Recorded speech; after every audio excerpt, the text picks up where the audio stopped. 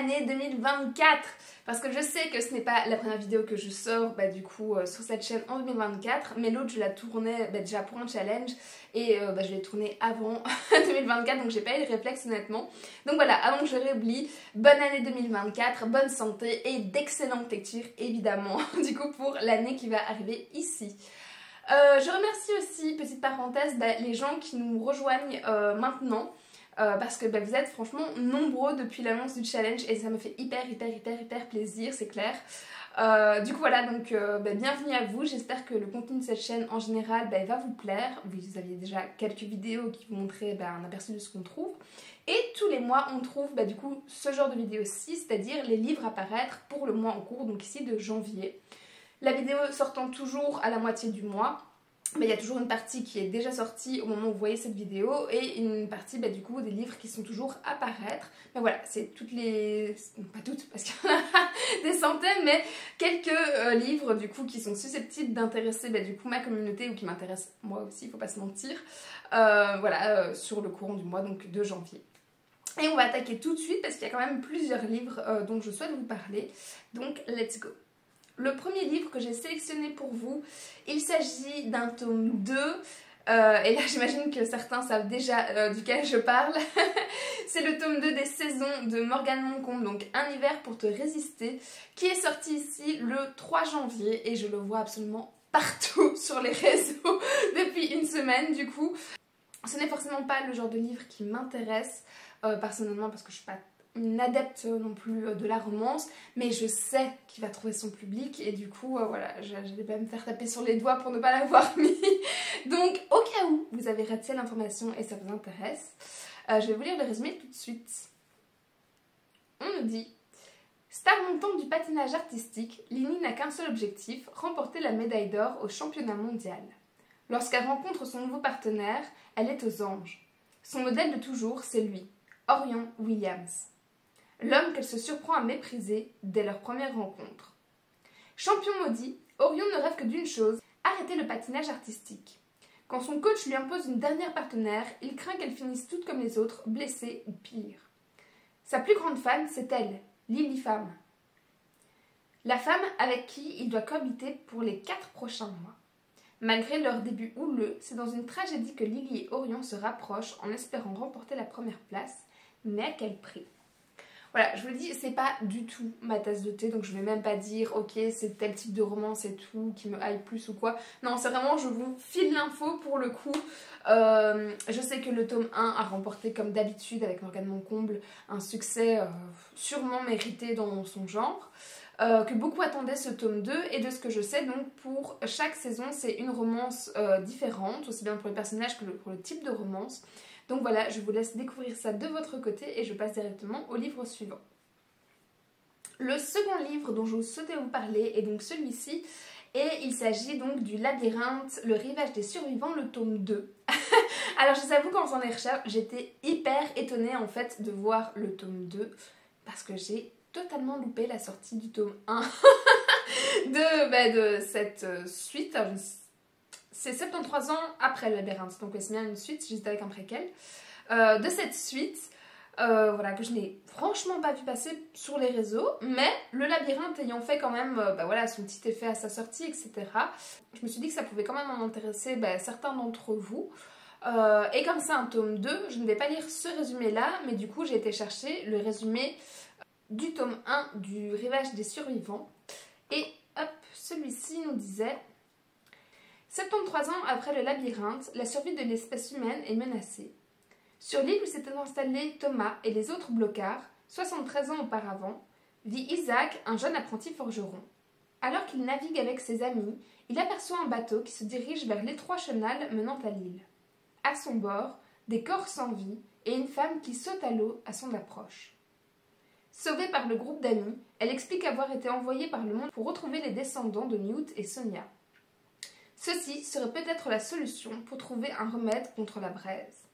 Et si ce remède mystérieux était caché tout au fond du labyrinthe? Je suis honnêtement très intriguée du coup par cette suite. Donc déjà parce que je ne savais pas voilà, qu'elle existait. Autant j'avais entendu parler des préquels avec Newt, les braises, etc. autant la suite, mais franchement, mais pas du tout. Je suis peut-être la seule, hein, c'est possible. Mais du coup, voilà, je suis intriguée et j'hésite, est-ce que oui ou non je vais les acheter. Parce que autant j'aime pas personnellement la plume de James Dashner, autant j'ai aimé ce qu'il a écrit en soi. Et j'ai aimé les films qui étaient en lien aussi, même si c'est pas mes préférés dans le genre non plus. Donc, je sais pas. Je vais les ajouter, je pense, à ma wishlist. Et puis, je verrai en fait si je prends le temps de le lire ou si j'ai franchement d'autres priorités, vous connaissez. Mais voilà, comme ça, je garde l'info dans un coin de ma tête. J'aime bien l'idée qu'il y ait une suite aussi, qu'on puisse reparler de certains personnages, en trouver de nouveaux, etc. Et je pense qu'il y a franchement encore beaucoup à faire sur l'univers, donc ça me dérange pas non plus. J'ai pas l'impression qu'il y a un goût de juste faire un tome pour le fric, pour l'argent, etc. Comme ça a été le cas chez certains. Mais donc voilà, à titre indicatif, ce livre donc existe. Il est donc sorti le 4 janvier. Et puis voilà, je ne sais pas du tout si c'est une duologie, si c'est du coup une trilogie, il y a de grandes chances. Mais voilà, pour ceux qui savent, pareil, n'hésitez pas à me dire dans les commentaires parce que je ne le vois absolument nulle part. En revanche, je suis déjà sûre et certaine qu'on va voir absolument partout le livre dont je vais vous parler ici. C'est un livre qui sort, je ne sais pas quand exactement, parce qu'en fait sur le site, donc j'ai mon PC qui est ici, sur le site ils mettent le 7 du 5 2019. Et du coup, c'est clairement la date avant sa traduction. Et voilà, je me rappelle juste que c'était début janvier. Donc voilà, peut-être qu'il est déjà sorti, peut-être que ça va pas tarder. Mais en tout cas, je vous parle de ce bouquin.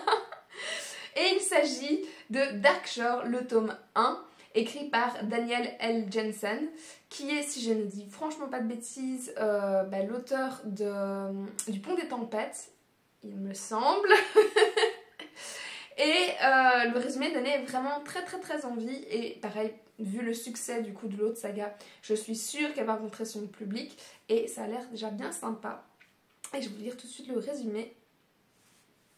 Dans un monde divisé par des dieux capricieux et des océans redoutables, seuls les marins, marines, je sais pas comment on le prononce parce qu'il y a deux A marins, sont en mesure de traverser la mer sans fin. Leur règle d'or, l'Est ne doit pas connaître l'Ouest. Terriana est une marin et son peuple est le gardien des secrets de la mer. Pour sauver sa meilleure amie d'un mariage forcé, elle brise la loi sacrée des siens et doit faire face aux conséquences dévastatrices de son choix. Marcus est le commandant d'une célèbre région qui a permis à l'empire de Selendor de conquérir tous les territoires de l'Est. Les légionnaires sont ses frères, mais même eux ne savent rien de la terrible vérité qu'ils dissimulent depuis l'enfance. Quand l'un des sénateurs de l'empire découvre l'existence des sombres rivages, il capture Terriana et force Marcus et elle à partir à la conquête de ce nouveau continent. Unis malgré eux pour protéger les leurs, ils doivent désormais décider jusqu'où ils sont prêts à aller et ce qu'ils sont prêts à sacrifier. C'est un résumé qui franchement est plein de promesses. Et alors je tiens l'info, je pense, de Marie de Muffin and Book, je pense que c'est elle qui en avait parlé en story. Que l'univers est plus ou moins, on va dire, similaire à celle de Grisha, et c'est sûr que une mer qu'on ne peut pas traverser, une mer sans fin, etc. Voilà, sans que ça tombe non plus dans de la piraterie pure et dure, même si dans les thèmes je vois fantasy, pirate, romance, magie, young adulte. C'est sûr que, voilà, je pense que l'univers peut être très chouette, vraiment très dense, vu que on aura sûrement droit à une carte entre les deux mondes de l'Est, en tout cas, et de l'Ouest. Voilà, ces petits secrets tabous, il va y avoir à mon avis beaucoup de manigances, voilà, toutes ces petites choses-là. Il m'a l'air donc très sympa, et clairement lui il va s'ajouter à ma wishlist, c'est sûr. Et j'ai très hâte d'avoir des retours, parce que si les retours sont aussi bons que donc, je vous disais pour les autres livres de l'auteur, ça peut être très chouette. Et pareil, je pense qu'il s'agit ici d'une trilogie, mais comme d'habitude, je vais jamais vérifier en fait avant de tourner ces vidéos. La booktubeuse en carton, désolée. Mais bon, voilà, franchement, non, ça me donne très envie, je sais pas vous de votre côté. Mais voilà, des dieux, des mondes différents, des secrets et tout, non, ça peut annoncer que du bien, je pense. Donc j'ai très hâte de voir les retours là-dessus et de voir la suite et peut-être de le découvrir par moi-même. On ne sait jamais. Le livre suivant, honnêtement, je suis tombée dessus chez Manon de Vibrations littéraires, pareil sur sa vidéo des livres à paraître, qu'elle fait tous les mois. Parce que je pense que je ne me serais jamais arrêtée sur cette couverture que vous voyez ici. Ouais, non, franchement, non. Juste, non. Euh, Mais le résumé, par contre, avait l'air assez chouette. Donc, je vais quand même vous le lire et vous le faire découvrir. Et il nous dit: là d'où je viens, les filles sont arrachées à leur famille le jour de leurs 10 ans pour les préparer à leur futur métier. Comme pour chacune d'entre elles, on a choisi mon destin à ma place.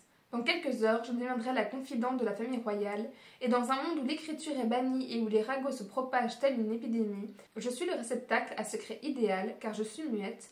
Du moins, c'est ce qu'ils pensent tous. Alors là, franchement, pareil, je pense qu'il va clairement rencontrer son public, quoique c'est chez le livre de poche, je pense.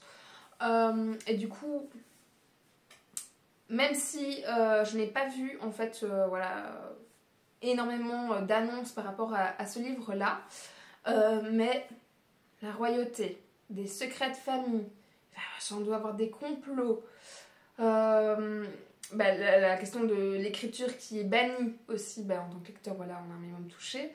Le côté épidémie, ragot, enfin tout ça, tous ces mots-clés me donnent hyper envie de découvrir cette histoire et clairement aussi de l'ajouter à ma wishlist.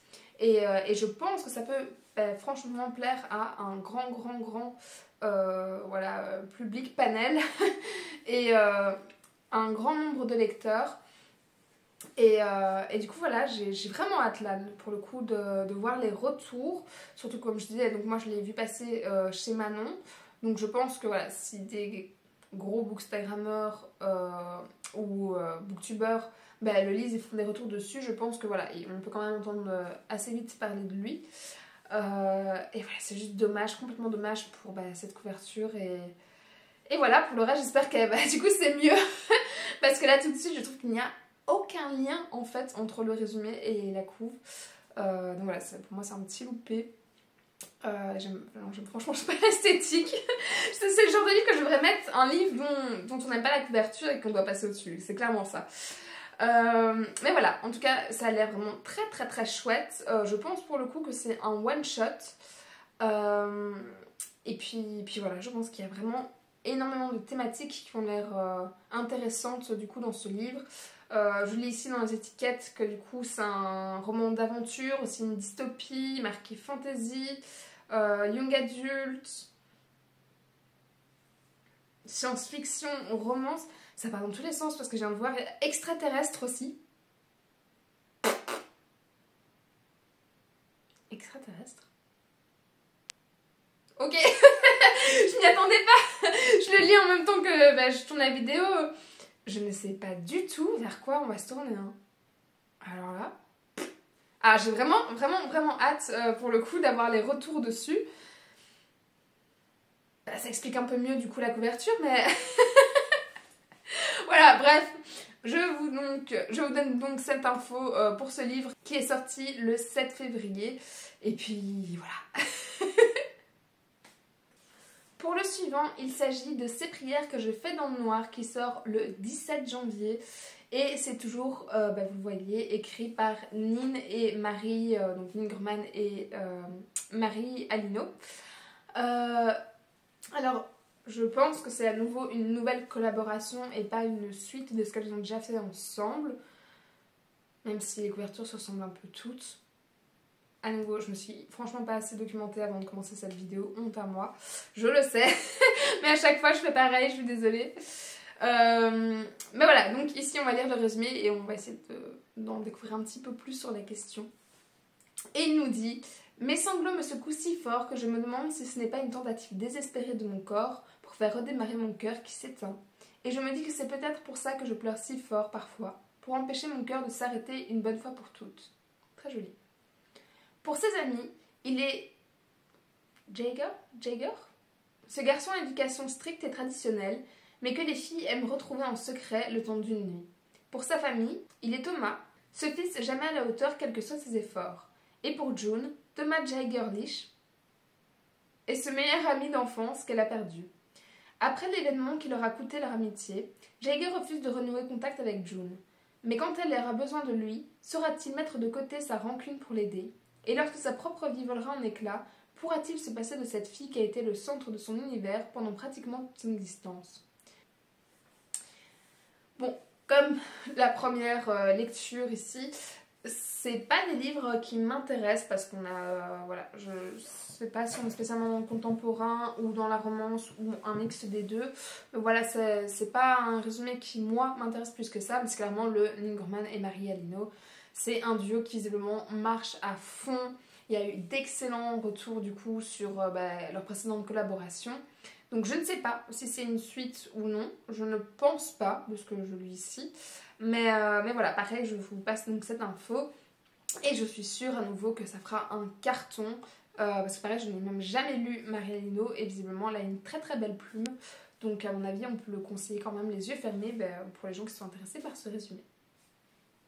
Pour le livre suivant, je suis très très contente de pouvoir l'annoncer dans cette vidéo. Pas que je l'attendais, mais justement, je crois que c'est un livre que je n'attendais plus, on va dire ça comme ça, parce que c'est le nouveau livre de Cindy Van Wilder qui a écrit Les Outrepasseurs. Je ne sais pas si vous voyez d'ici. Non, ils sont vraiment à la limite là-bas, donc vous ne les voyez pas. Mais Cindy Van Wilder avait écrit entre autres Les Outrepasseurs, donc que j'avais adoré. Elle a écrit d'autres livres, etc. aussi qui étaient chouettes, mais voilà, cela ça reste mes coups de cœur. Et ça faisait franchement assez longtemps que je ne l'avais plus vu écrire et sortir un nouveau roman.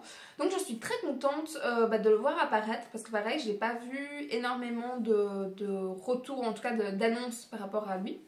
Et il s'agit donc de celui-ci qui s'appelle Les Féeries d'Eshad et qui sort le 18 janvier. Et pour le résumer, pareil, effectivement, j'attendais rien vu que je ne savais pas que ce livre allait sortir, mais il a su retenir en plus ma curiosité, en plus du fait que c'était Cindy Van Wilder. Et pareil, il dit « Et si tout ce qui nous entourait n'était que des illusions qui dissimulaient une sombre réalité ?» Entre Hunger Games, Stranger Things et Grisha, découvrez la face cachée du tournoi des Féeries d'Eshad. Ça fait quand même 2 livres en une vidéo que je vous dis que ça ressemble un petit peu à Grisha. Mais pareil, je le dis tout le temps, j'ai toujours un peu peur quand on compare à Hunger Games, Grisha, des gros trucs. Stranger Things pareil, parce qu'on met toujours la barre là après, et que en fait pour qu'un livre soit bon, il ne faut pas forcément comparer au vraiment exceptionnel et tout. Donc voilà, il faut voir les inspirations, est-ce que c'est juste des épreuves, des machins, quelques notions de magie ou quoi. Mais bon, on va poursuivre le résumé. Donc, depuis toujours, les arcanes, adeptes de la magie et les écharis, désolé si j'écorche le nom du coup, férus de technologie, s'opposent. Le destin des premiers a été brutalement scellé après leur dernière défaite. En tant qu'arcane asservie, Arazia travaille dans un cirque et qui crée de somptueux spectacles pour les élites d'Echaris. Elle a tout oublié de son passé et de ses origines. Avec ses fidèles amis, Théo, Yanaël et Ernst, ils ont un plan afin de s'échapper. Malheureusement, leur projet échoue. Ils sont alors livrés à la grande famille Eringwood, où on leur annonce qu'ils vont devoir participer aux Féeries d'Eshad, un mystérieux tournoi avec à la clé leur liberté. Mais le manoir des Eringwood est empli de faux semblants. Derrière les ors se cachent des secrets terrifiants. Pas évident tous ces mots. Mais bon, vous avez compris l'idée. Effectivement, donc pour le côté Hunger Games, c'est effectivement le côté tournoi ou quoi. À mon avis, donc pareil, il va y avoir de la magie derrière, d'où le Grisha, etc. Mais bon, sinon, outre du coup ces références, je trouve qu'il a l'air hyper sympa. Pareil pour le côté prisonnier, pour le côté tournoi, pour ces petits faux semblants, ces secrets, etc. À mon avis, ça va être un récit, connaissant l'auteur, très minutieux, très bien pensé, etc. aussi. Et ça va être, à mon avis, un très chouette univers qui va s'ouvrir à nous. Donc, pareil, je l'ajoute clairement à ma wishlist. Et j'ai hâte de voir les retours dessus. Il sort chez Scrineo. Et franchement, sans même l'avoir lu avant, je me suis dit en lisant la première fois le résumé, ça, c'est pour cette maison d'édition-là, ou à la limite les plumes blanches.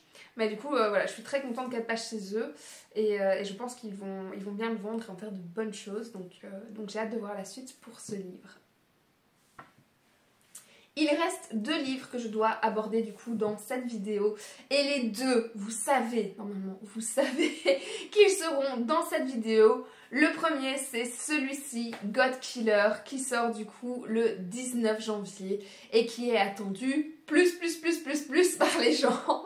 Il était annoncé chez 2Axus. Il faut avouer que la couverture, c'est une beauté. Ah non, il est vraiment beau. Franchement, là c'est l'inverse quoi. C'est le livre, on fonce dessus rien que pour la couverture et après peut-être on lit le résumé. mais non, franchement, il est magnifique. Et donc il sort le 19 janvier et le résumé nous dit: les dieux se délectent toujours du sort des martyrs. Kisen est une déicide, une tueuse de dieux. Elle leur voue une haine dévorante depuis que les adorateurs d'une divinité du feu ont violemment assassiné toute sa famille. Tu m'étonnes. Elle croise un jour le chemin d'un étrange dieu amnésique dont l'existence est liée à celle d'une jeune noble. Ne pouvant le tuer sans prendre la vie de la petite fille, elle décide de les accompagner dans la cité en ruine de Blenraden afin d'obtenir les faveurs des derniers dieux sauvages qui y résident. Rejoint par un chevalier désabusé et poursuivi par de ténébreux démons prêts à tout pour la tuer, ils prennent conscience du rôle capital qu'ils auront à jouer pour sauver le monde de l'agonie. Bon, là on part dans de la bonne fantaisie, avec des dieux, des assassins, des créatures, tout ça. Des retours qu'on a entendus, en tout cas la version anglaise, il faut toujours voir la traduction, mais la version anglaise c'était excellent, ça va faire un tabac, un carton, tout ce que vous voulez, et je ne suis franchement pas étonnée pareil à la lecture de ce résumé-ci. Même si je trouve qu'il n'en dit pas tant que ça non plus. Je crois qu'il m'en fallait un petit peu plus pour que vraiment je m'emballe dessus. Mais dans tous les cas, il est déjà voilà, il est déjà ma wishlist depuis l'annonce de sa sortie, etc. Et surtout des retours que j'ai vus dessus. Et je suis pratiquement sûre que vous allez faire exactement pareil de votre côté. Donc voilà, à voir suite à la traduction, les retours qu'il y aura dessus. Franchement, je vais attendre ça avant de l'acheter, je pense.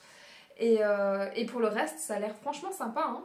Je sais pas ce que vous en pensez, mais moi, voilà, il n'y a pas assez non plus pour être emballé, mais voilà, j'ai confiance sur les retours et sur les quelques éléments qu'on nous donne tout de même, donc à voir pour la suite. Et on arrive déjà au dernier livre, mais pas des moindres, parce que pareil, j'imagine, vous le savez qu'il serait dans cette vidéo. Il s'agit du tome 3 de Crescent City. Donc écrit par Sarah J. Maas qu'on ne présente plus. Il y a ces livres que vous voyez ici. Alors je n'ai pas lu moi personnellement Crescent City parce que déjà les bricasses de 900 pages c'est pas trop ma tasse de thé. Et parce que voilà, il me tentait moins globalement que la série d'Akotar. Mais je suis quand même hyper heureuse de voir le tome 3. Parce que mon souci par contre c'est que elle n'écrit pas la suite d'Akotar tant qu'elle n'a pas fini Crescent City. Il a quand même fallu le temps d'écrire 3 tomes qui font 700, 800, 900 pages, voire peut-être même plus, je sais pas. Et clairement, voilà, je sais que les univers se croisent et tout, qu'on peut les intercaler, blablabla. Mais moi je veux la suite d'Akotar en fait. Donc je suis contente de voir celui-ci. Qui sort donc le 30 janvier. Donc le titre précis c'est Crescent City, la maison de la flamme et de l'ombre. Et pareil, je ne vais pas vous lire ce résumé là puisqu'il s'agit d'un tome 3 et qu'à mon avis ça doit balancer et spoiler dans tous les sens. Du coup j'ai repris ici le résumé du tome 1 qui vous donnera peut-être envie aussi de découvrir cette saga pour que vous ayez simplement un aperçu voilà, de l'univers de Crescent City. Et il nous dit: Brice, une jeune femme mi-faée, mi-humaine, a une vie parfaite. Elle travaille la journée chez un marchand d'antiquités qui vend des artefacts magiques et fait la fête toute la nuit avec ses amis en savourant chaque plaisir qu'offre l'Illumination, plus connu sous le nom de Crescent City.